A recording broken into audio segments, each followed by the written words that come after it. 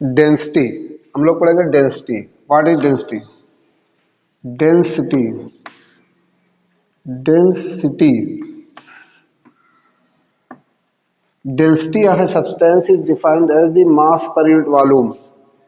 Density, density of a substance is defined as the mass per unit volume. Per unit volume. Density formula ये हो जाएगा density equal to mass by हो जाएगा volume, mass by volume. Density को mass को denote करते हैं M से, ये हो जाएगा एम, वॉल्यूम को करते हैं वी, डेंसिटी को करते हैं रो। ये हो जाएगा डेंसिटी इक्वल टू हो जाएगा मास बाई वॉल्यूम। किसी भी सब्सटेंस की डेंसिटी हम लोग डिफाइन करेंगे, density of a substance is defined as the mass per unit volume. यानी किसी भी सब्सटेंस के मास को उसके वॉल्यूम से डिवाइड कर देंगे तो वो आ जाएगा density. Density equal to mass by volume, formula आ जाएगा rho equal to M by V. ऐसा स्केलर क्वांटिटी होती है, scalar quantity, scalar quantity. Mass की यूनिट होती है केजी, तो इसकी यूनिट हो जाएगी KG by metre cube. Volume की मीटर क्यूब होती है तो ये हो जाएगी KG per metre cube. In CGS system हो जाएगी, इन एसआई यूनिट है, SI unit, SI unit of density हो जाएगी केजी पर मीटर क्यूब, यानी KG per metre cube. In CGS system, CGS system unit इसकी होती है ग्राम, ग्राम पर सेंटीमीटर क्यूब, ग्राम पर सेंटीमीटर क्यूब हो जाएगा। डायमेंशनल फार्मूला लिखना है तो ये हो जाएगा डायमेंशनल फार्मूला, डायमेंशनल ये हो जाएगा फार्मूला। अगर लिखना है तो इसका होता है डेंसिटी का, तो ये हो जाएगा मास का कैपिटल एम लिखते हैं, वॉल्यूम का एल क्यूब लिखा जाता है, तो ये हो जाता है इसकी ये हो जाएगा एम एल माइनस हो जाएगा 3, एम एल माइनस 3, ये हो जाएगा डायमेंशनल फार्मूला। तो ये हो गई डेंसिटी। उसके बाद क्या है? Relative density, relative density, relative density, relative density, relative density of a substance is defined as the, ये क्या होता है? रेशियो होता है density of substance divided by density of water at 4 degree centigrade. तो relative density of a substance, of a substance, substance equal to होता है density, density of, density of हो जाएगा substance, density of substance divided by density of water होगा, density of water at 4 degree centigrade, 4 degree Celsius. तो relative density of a substance, relative density of a substance is equal to, ये क्या होता है? Ratio होता है density of the substance divided by density of water, क्योंकि because it is a ratio, density of substance density of water का ratio, therefore unitless होता है, इट इज यूनिटलेस, ये होता है यूनिटलेस। तो अभी किसी भी सब्सटेंस की अगर रिलेटिव डेंसिटी का फार्मूला लिखना है तो relative density equal to density of substance divided by density of water at 4 degree centigrade. अब देखो डेंसिटी ऑफ वाटर कितना होता है? Density of water, density of water at 4 degree Celsius equal to होता है 10 का power 3 KG per metre cube, या in CGS system में लिखेंगे, in CGS system, in CGS system density of water होती है 1 ग्राम पर सेंटीमीटर क्यूब, 1 ग्राम पर सेंटीमीटर क्यूब, ये हो गया डेंसिटी। उसके बाद हम लोग पढ़ना है पास्कल्स लॉ, ये हो गया डेंसिटी।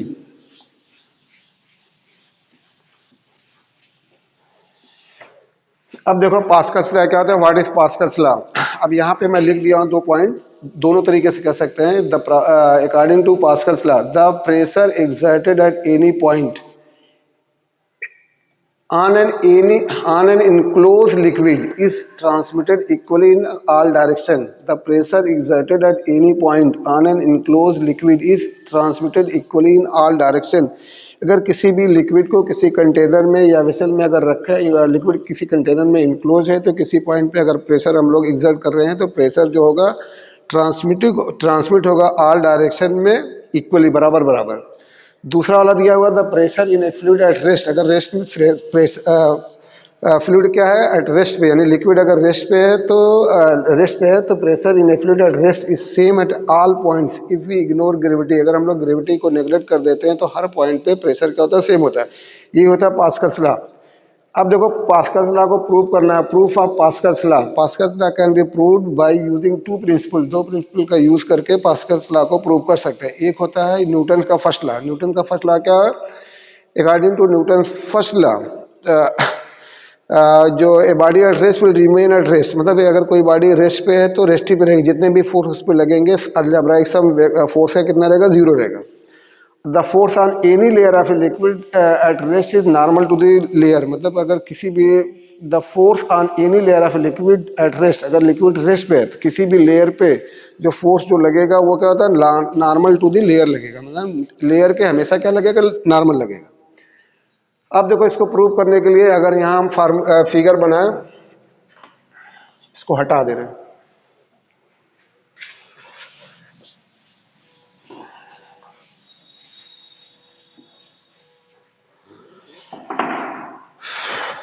अब यहाँ पे देखो एक फिगर बनाओ, ये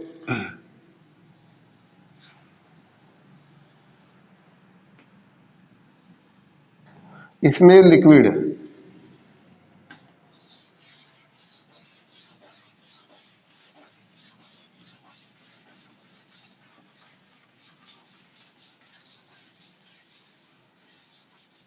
ये लिक्विड पूरा,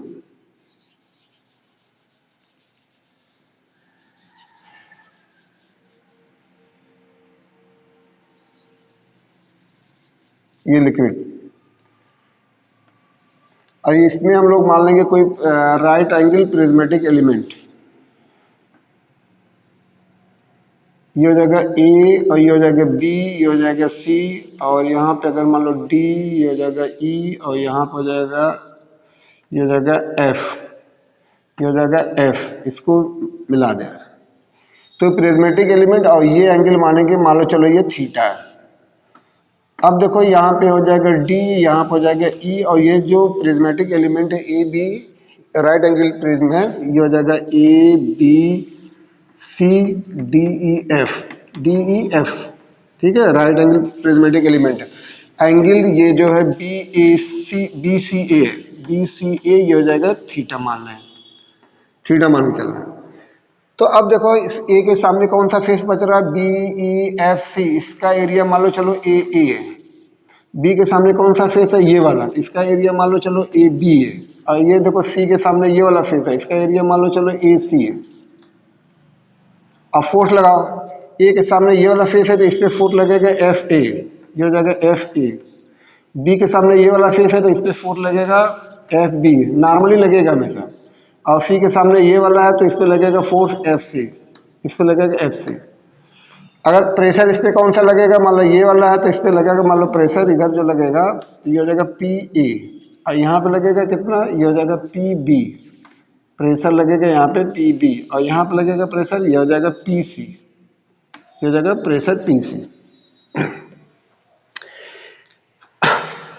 ए के सामने ये वाला सरफेस पड़ रहा है बी ई एफ सी, मतलब इसका एरिया हो जाएगा ए, और बी के सामने ये वाला है ए डी एफ सी, इसका एरिया हम लोग हमारा ए बी।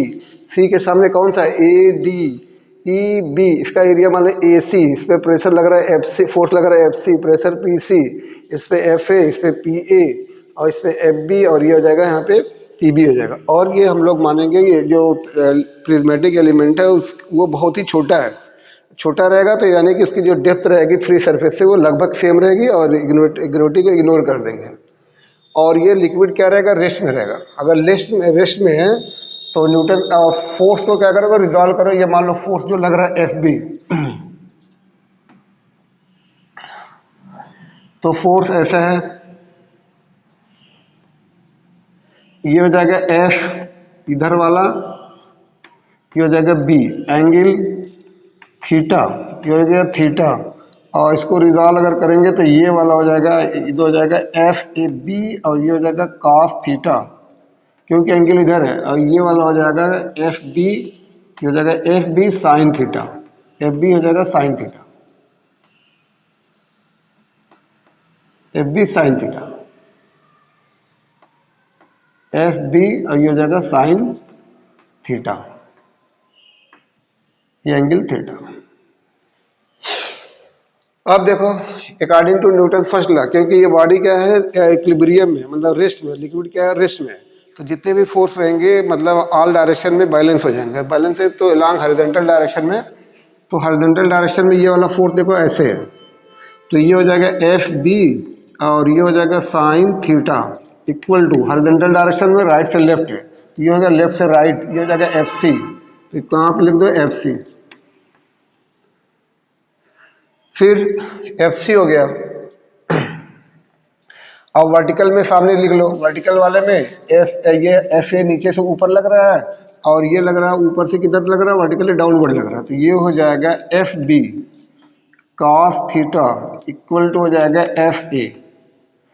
सिमिलरली एरिया को करेंगे सिमेट्रिकली, क्योंकि फिगर सिमेट्री का, तो एरिया को भी हम लोग रिजॉल्व करेंगे हॉरिजॉन्टल और वर्टिकल डायरेक्शन में, तो ये हो जाएगा यहाँ से अगर करेंगे तो ये हो जाएगा एफ बी है, तो ये हो जाएगा ए बी लिख दो, ए बी यहाँ पर हो जाएगा साइन थीटा इक्वल टू हो जाएगा ए सी, और ये हो जाएगा एफ बी है तो ये हो जाएगा ए बी, ये हो जाएगा कॉस थीटा, ये हो जाएगा ए हो जाएगा। अब इसको डिवाइड करो तो इससे, और इसको डिवाइड करो इससे, डिवाइड करो तो डिवाइड करेंगे तो ये हो जाएगा एफ बी और ये हो जाएगा साइन थीटा, और यहाँ हो जाएगा ए बी और ये हो जाएगा साइन थीटा इक्वल टू हो जाएगा एफ सी और बाई हो जाएगा ए सी।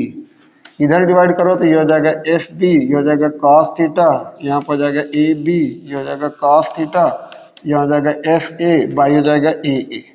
तो देखो cos थीटा यहाँ से निकला, साइन थीटा यहाँ से निकला, तो ये बचा कितना एफ बी, बाई कितना हो जाएगा ए बी, और यहाँ पे बचा एफ सी, बाई कितना हुआ ए सी।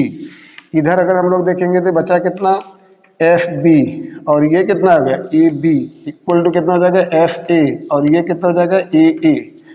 अगर ये इसको मान लो तो 1, अगर हम लोग मान रहे हैं ये 1 है और ये मान लो 2 है। अब यहाँ पे देखो F A by A F B by A B के बराबर है, और F B by A B बराबर F C by A C के, तो फ्रॉम 1 and 2, फ्रॉम 1 and 2, तो हम लोग लिख सकते हैं एफ ए बाई हो जाएगा ए इक्वल टू हो जाएगा एफ बी बाई हो जाएगा ए बी इक्वल टू हो जाएगा F C equal to by हो जाएगा ए सी, इम्प्लाइज ये हो जाएगा ये पी ए, ये हो जाएगा पी ए इक्वल टू हो जाएगा पी बी इक्वल टू हो जाएगा पी बी इक्वल हो जाएगा पी सी। यही है पास्कल्स लॉ। तो if a liquid is at rest, if we ignore gravity, then pressure at all points क्या होता है, सेम होता है। या दूसरा वाला अगर हम लोग करेंगे दूसरे हिसाब से, अगर मान लो किसी कोई भी लिक्विड है, अगर कंटेन है किसी कंटेनर में, ये कंटेनर है मान लो ऐसे कंटेन है, और यहाँ पे अगर हम लोग प्रेशर लगा रहे हैं ना या फोर्स लगा रहे हैं, यहाँ पे मान लो एफ लगा रही है, पिस्टन है, यहाँ पे 4 लगा रहे हैं एफ, एरिया कितना ए, तो प्रेशर कितना लगेगा जी एफ बाई ए, ये प्रेशर लगा एफ बाई ए, ये पूरा भरा हुआ है लिक्विड से, ये पूरा भरा है।